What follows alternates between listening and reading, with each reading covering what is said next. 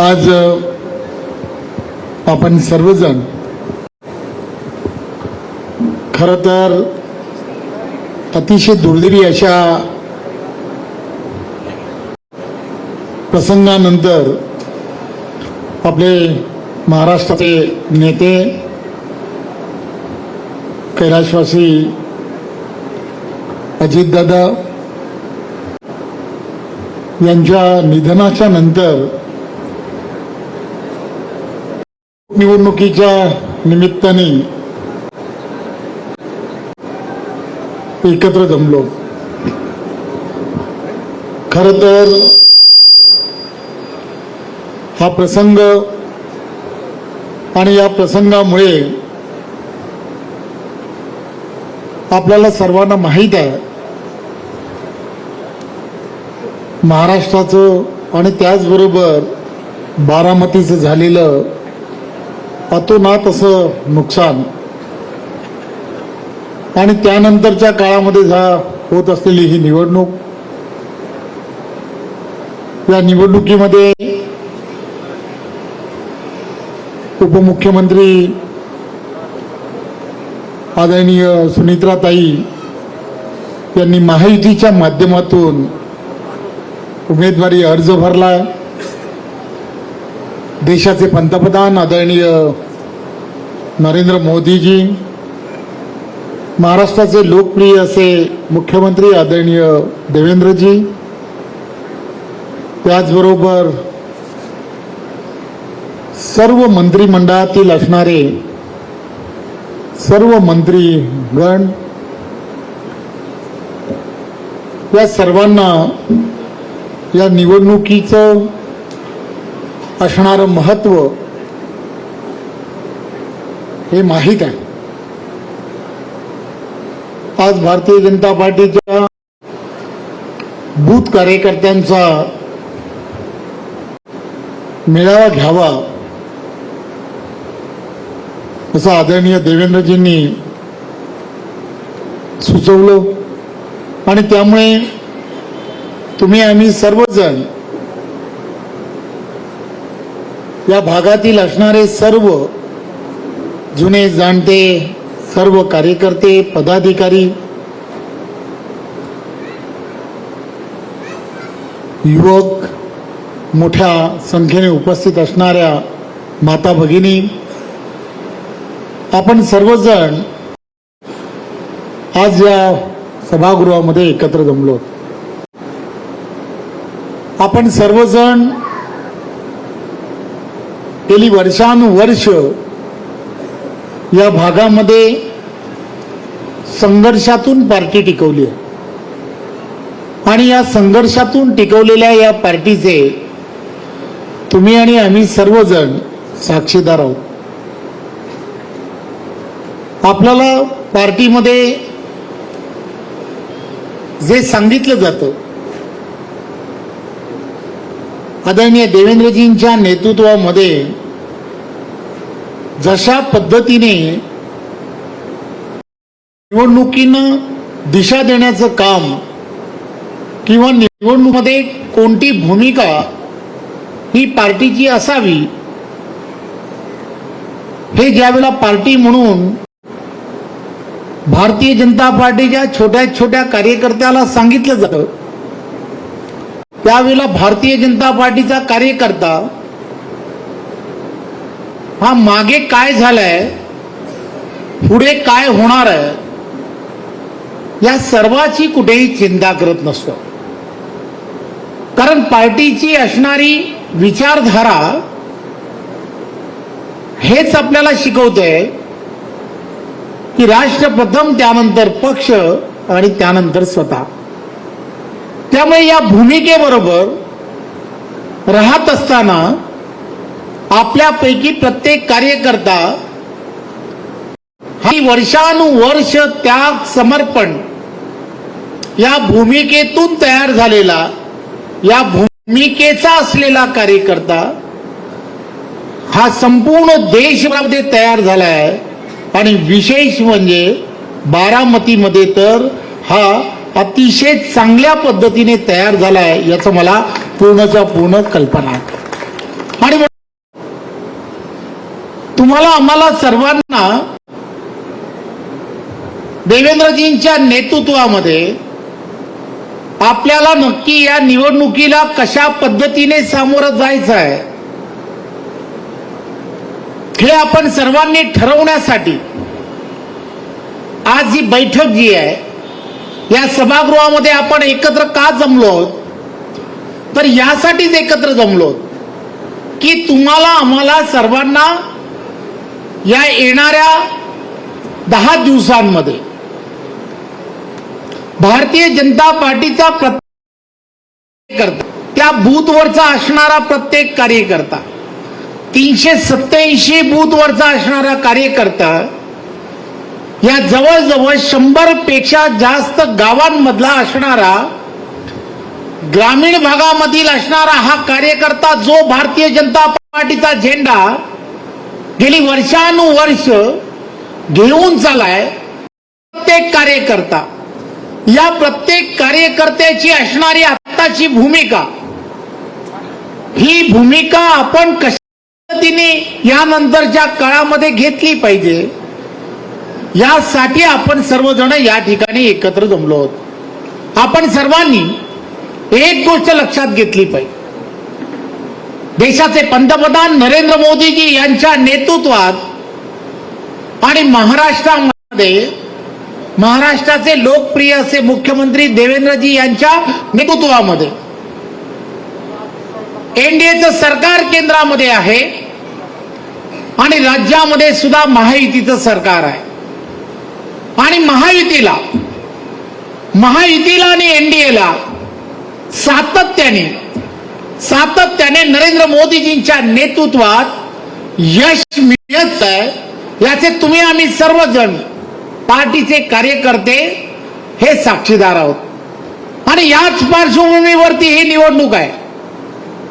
या निवडणुकीमध्ये देवेंद्रजींच्या खांद्याला खांदा लावून त्यांच्या बरोबर उपमुख्यमंत्री म्हणून ताई या मंडळामध्ये अतिशय चांगल्या पद्धतीच्या भूमिका महायुती देवेंद्रजींच्या नेतृत्वात घेत आहेत.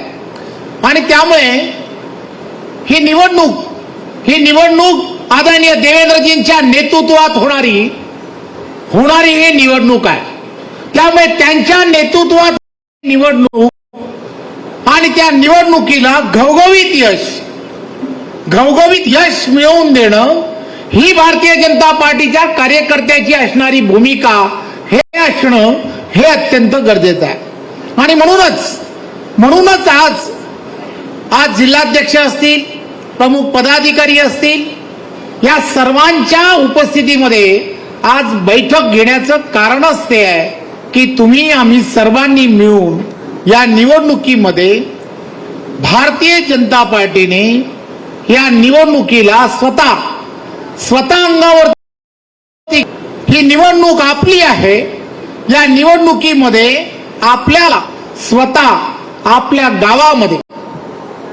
आपल्या गावातील असणाऱ्या त्या प्रत्येक बूथमध्ये आपल्याला घवघवीत असं मतदान महायुतीला कसं मिळेल.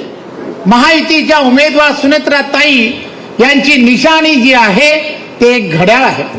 त्यामुळे त्या घड्याळाच्या समोर आपल्याला मतदान अधिक कसं होईल यासाठी आपल्याला विशेष प्रयत्न करणं हे अत्यंत गरजेचं आहे.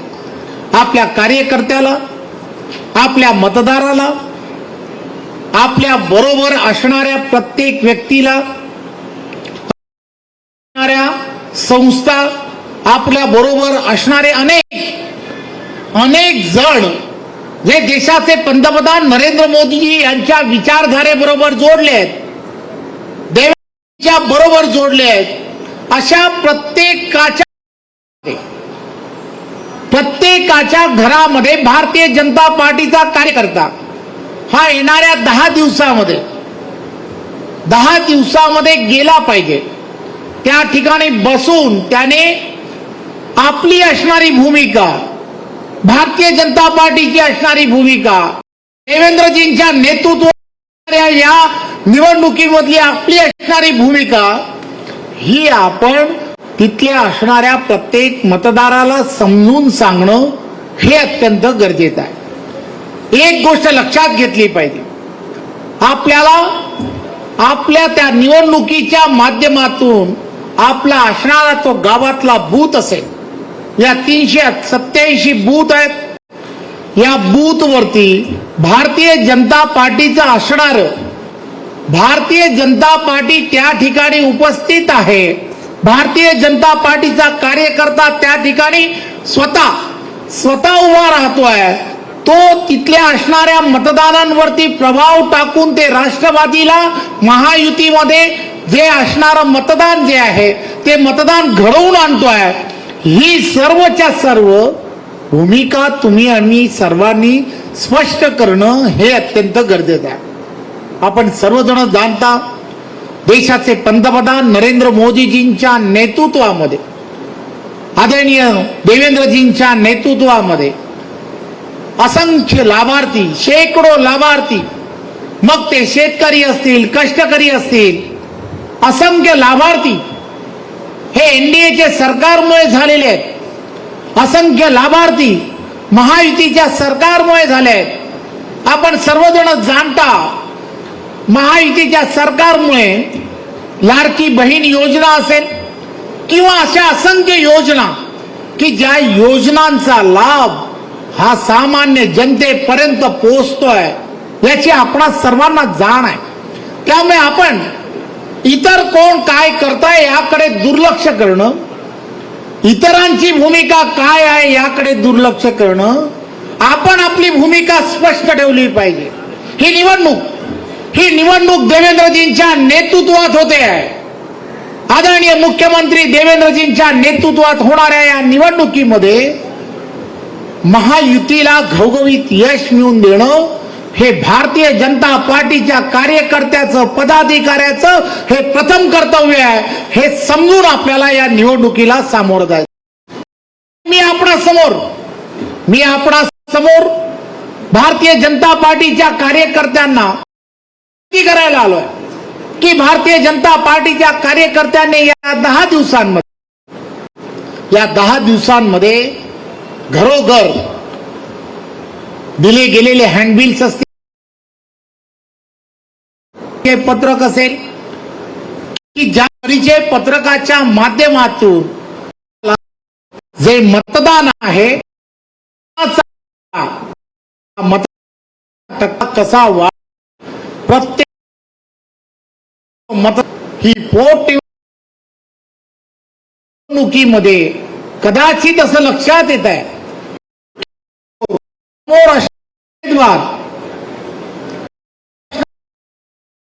हे ताकदीचे नसल्यामुळे फार निष्क्रियता, कदाचित सर्व मतदारांमध्ये उदासीनता कदाचित या मतदारांमध्ये असू शकतं.